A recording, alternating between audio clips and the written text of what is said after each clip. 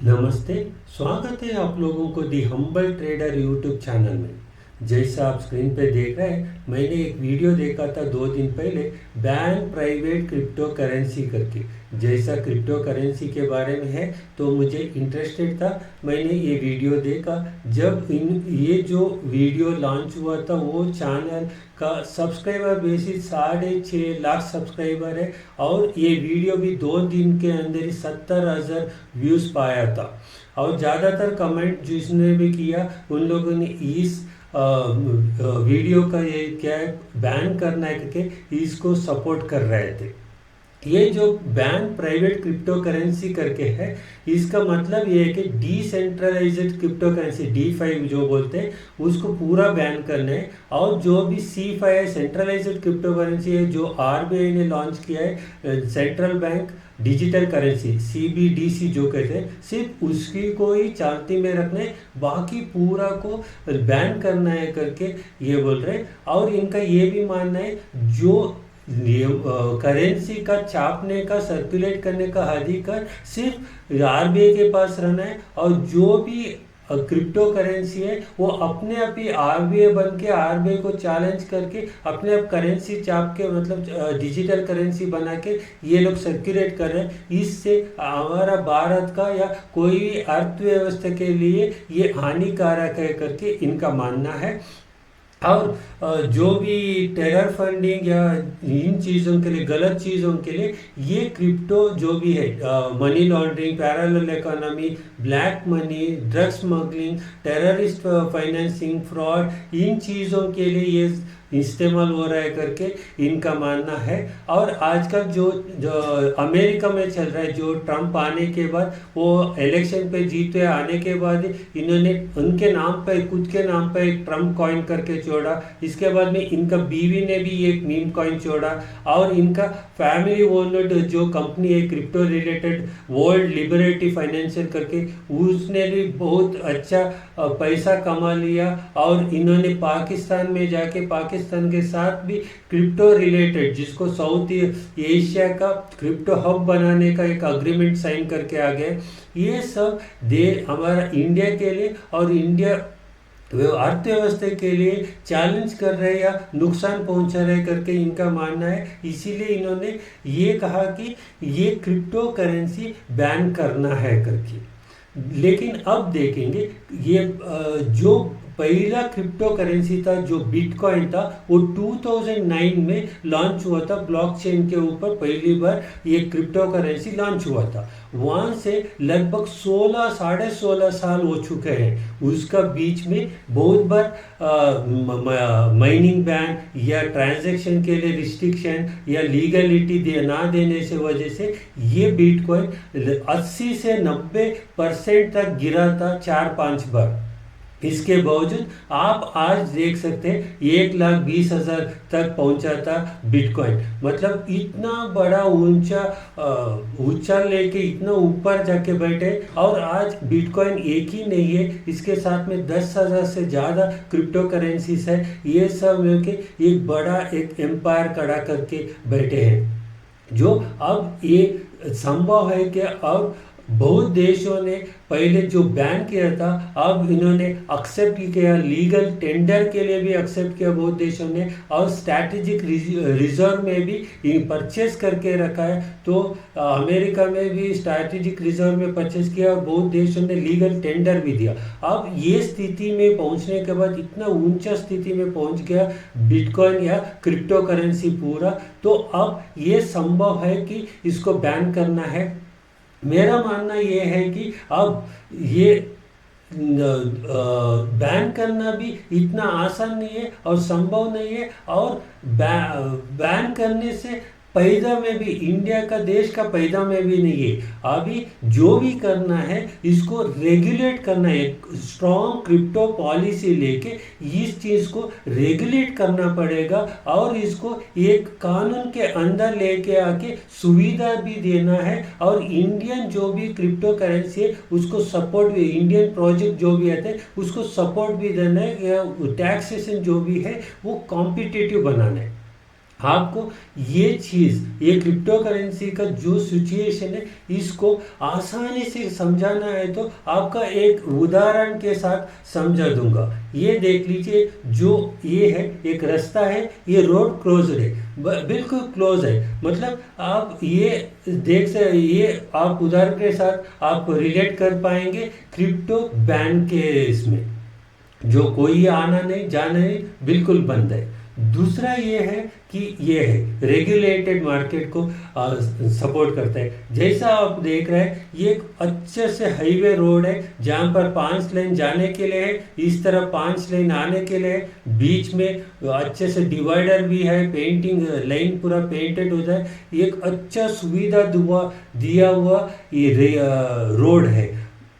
आसानी से तेजी से कम समय में ट्रैवल करके जा सकते हैं, कोई यहाँ पर नुकसान नहीं है। इतना अच्छा रोड फैसिलिटी दिया हुआ है और ये है रेगुलेटेड क्रिप्टो करेंसी का मार्केट जैसा है। और तीसरा, इंडिया का स्टैंड क्या है, इंडिया क्या कर रहा है और इंडिया का स्थिति क्या है क्रिप्टो मार्केट में, ये जानना है तो आपको ये चीज़ देखना पड़ेगा। ये जो है ये इंडिया का ही मुंबई का एक रोड का पिक्चर है, जो रिसेंटली जो बारिश आया था उसके बाद में ये हालत हो चुका है। आप ये देखा तो इंडिया का क्रिप्टो करेंसी का हालत भी ऐसे ही है, जो है बैन है ना, इंडिया में बैन नहीं है।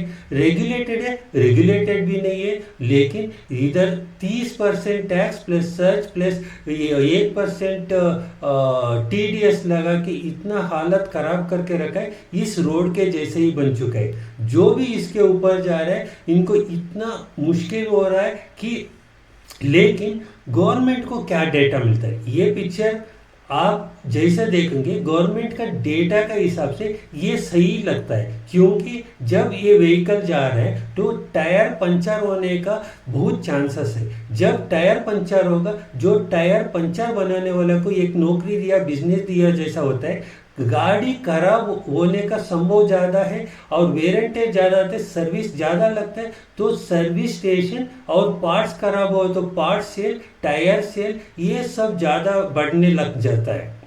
इसके बावजूद जो भी जाते वक्त एक्सीडेंट होने का चांसेस जाए, गिरने का चांसेस जाए, गिर के फ्रैक्चर हो गए तो, एक्सीडेंट हो के हॉस्पिटलाइज हो गए तो हॉस्पिटल का बिजनेस भी बढ़ जाता है। यहाँ पर जो मेडिसिन लेते हैं उसका भी सेल्स बढ़ जाता है। इन पूरा चीज़ों के वजह से ऑटो सेल्स बढ़ जाता है। जैसा व्हीकल जो 20 साल चलने वाला था, 2 साल से ही ये ऐसा रोड में पूरा कंडम हो जाता है। जो कंडम वो व्हीकल को रिप्लेस करने के लिए नया व्हीकल खरीदना पड़ता है और पुराना व्हीकल स्क्रैप में डालना पड़ता है। जब स्क्रैप में डालते हैं, स्क्रैप वाला का भी एक बिजनेस हो गया। जो नया व्हीकल खरीदते हैं ऑटो सेल्स बढ़ जाता है और ये सब होने से इकोनॉमी और GDP ग्रोथ बढ़ जाता है। गवर्नमेंट डेटा के हिसाब से टायर सेल्स बढ़ गया, ऑटो पार्ट्स बढ़ गए, ऑटो सेल्स बढ़ गए। ये सब होने से इकोनॉमी बढ़ गया, फ्लरिश हो रहा है,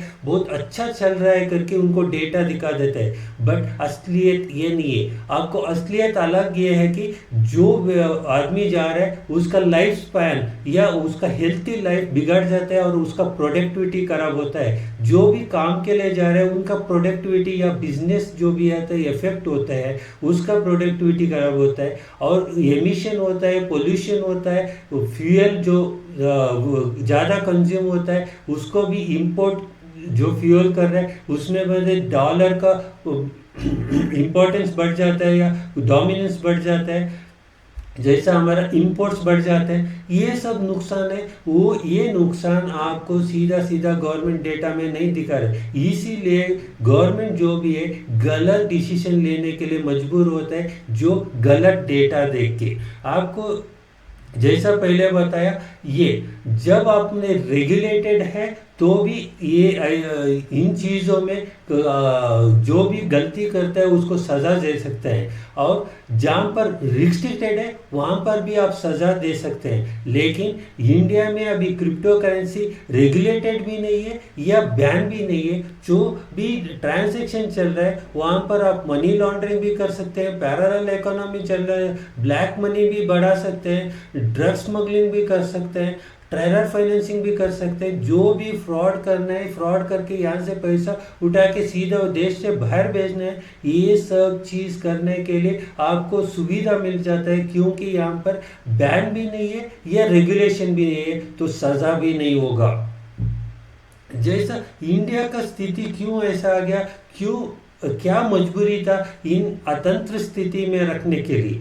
आरबीआई ने 2018 में, आप जैसा न्यूज़ देख रहे हैं, आरबीआई का ये वेबसाइट है, 2018 में आरबीआई ने क्रिप्टो करेंसी, वर्चुअल करेंसी जो भी है, क्रिप्टो करेंसी के ऊपर बैन लगा दिया था। जब क्रिप्टो कम्युनिटी या क्रिप्टो प्रोजेक्ट्स जो भी थे, उन लोगों ने जब मिलके क्रिप्टो सुप्रीम कोर्ट में गए, वहाँ पर केस फाइट किया। 2020 में 2 साल के बाद पूरा उनका सुनवाई करने के बाद ये कोर्ट ने जो भी बैन डाला था क्रिप्टो करेंसी का, वो हटा दिया। इसके बाद में 2022 का बजट में, जो बजट ने निर्मला सीतारामन जी ने, इन्होंने इस जो सुप्रीम कोर्ट ने किया था वो एक्सेप्ट नहीं किया, या पहले आरबीआई ने किया था, उसी सिस्टम को आगे बढ़ाना है, क्योंकि दूसरा तरीके से ये जो क्रिप्टो करेंसी ट्रेडिंग हो रहा है या क्रिप्टो ट्रांजैक्शन, इसको रोकने के लिए एक बड़ा कदम निकाला। ये है बड़ा टैक्स लगाने का, 30% टैक्स लगा दिया, और उसके ऊपर सेस चार्ज भी है। इसके बाद में 1% टीडीएस भी लगा दिया। इतना बड़ा डिसीजन लेने के बाद ये क्या हो गया, यहाँ पर तो जो ट्रेड कर रहे थे सही तरीके से, क्रिप्टो एक्सचेंज में ट्रेड कर रहे थे, उनको ट्रेड करके पैसा कमाना जो 1% टीडीएस देके बिल्कुल संभव ही नहीं था। जो भी बड़े ट्रेडर थे सब देश छोड़ के बाहर जाना पड़ा। जैसा दुबई जैसा देश है, वहाँ पर आपको क्रिप्टो के लिए बहुत सुविधा है और टैक्स भी बिल्कुल कम है, और जो भी एक लेवल तक बिल्कुल टैक्स ही नहीं है, उसके बाद में जो भी है 5% कहीं टैक्स है, बस इतना। इसीलिए बहुत क्रिप्टो ट्रेडर हो या करेंसी ट्रेडर या स्टॉक मार्केट में जो भी काम करें, ज़्यादातर लोग जिनको टैक्स बर्डन ज़्यादा हो गया, या क्रिप्टो में तो 30% तो बहुत हेवी हुआ, वो लोग पूरा देश छोड़ के बाहर जाके ट्रेड करने लगे। और छोटे मोटे जो ट्रेडर है उनको जैसे यहाँ पर बैन नहीं है, इसीलिए एडवर्टाइजमेंट में आपको जो भी कंपनी आ रहा है एडवर्टाइज दे रहे हैं और बोल रहे हैं कि क्रिप्टो में इन्वेस्ट करो, और वो बाहर का देश में रजिस्टर होके यहाँ से आपको सैपन अप कर रहे हैं आपको करेंसी। P2P ट्रांजैक्शन के तरफ से आपको अपना रुपया जो इंडियन रुपीस देके आप डॉलर या डॉलर बैक्ड स्टेबल कॉइन लेने के लिए आपको एक सुविधा लेके बना के दे रहे हैं। आप सीधा रुपया दे रहे हैं, आप इंडियन रुपीस दे के आप डॉलर का या स्टेबल कॉइन ले रहे हैं, वहाँ से बाहर का एक्सचेंज, जो भी बाहर का देश का ब्रोकर है, एक्सचेंज है, वहाँ पर जाके ट्रेड कर रहा है। इसका मतलब आपको जो भी इंडिया को टैक्स था, ये टैक्स को बाईपास किया, लेकिन इंडिया को टैक्स का नुकसान भी हुआ। जो आपको इंडियन रुपीस को बढ़ावा देना था, वहाँ पर आप गलती से डॉलर को बढ़ावा देने जैसा हुआ, क्योंकि इंडियन जो भी लोग हैं यहाँ से सीधा P2P ट्रांजैक्शन करके, जो भी P2P ट्रांजैक्शन करके यहाँ से पैसा बाहर लेके जा रहे हैं, लेकिन उनको फैसिलिटी मिल रहा है या उनका पैसा सेफ है वो भी नहीं है, क्योंकि आप गलत ब्रोकर या फ्रॉड ब्रोकर के साथ आपने पैसा ट्रांसफ़र किया तो वो पैसा डूब गया जैसा, वो तो वापस आने वाला नहीं है।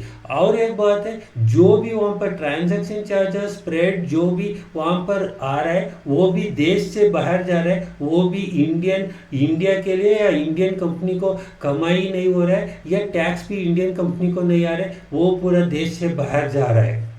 और एक और एक बात है, जब आप पी टू पी कर रहे हैं, ये तो सुविधा करके दिया है कि दो लोग आपस में, जो आप रुपया दे रहे हैं वो डॉलर दे रहे या स्टेबल कॉइन दे रहे हैं, आप जिसके साथ व्यवहार कर रहे हैं वो कौन है आपको जानते हैं। आप इन्हीं लोगों से कोई रह सकते हैं, जो मनी लॉन्ड्रिंग करने वाला या ड्रग माफिया वाला रहेगा, या कोई टेररिस्ट फाइनेंसिंग करने वाला रहेगा, या फ्रॉड भी रहेगा। आपने जो पैसा यहाँ से भेजा वो बस आपको डॉलर ही नहीं आ सकता है, ये भी है। ये सब आपको देखना है। तो ये जो स्थिति बना के रखा है अभी क्रिप्टो के बारे में, इस वजह से यहाँ पर बहुत नुकसान हुआ है क्रिप्टो करेंसी के लिए, और देश का भी नुकसान हुआ। टैक्स भी जो कलेक्शन हो रहा है वो भी नहीं हो रहा है, क्योंकि बाहर जो भी ट्रेड किया वहाँ पर लोगों को सुविधा भी नहीं मिला, मुश्किल में भी पड़ रहे हैं, बहुत लोगों का पैसा भी फ्रॉड होके निकल गया, लेकिन अब देश को टैक्स भी नहीं मिला।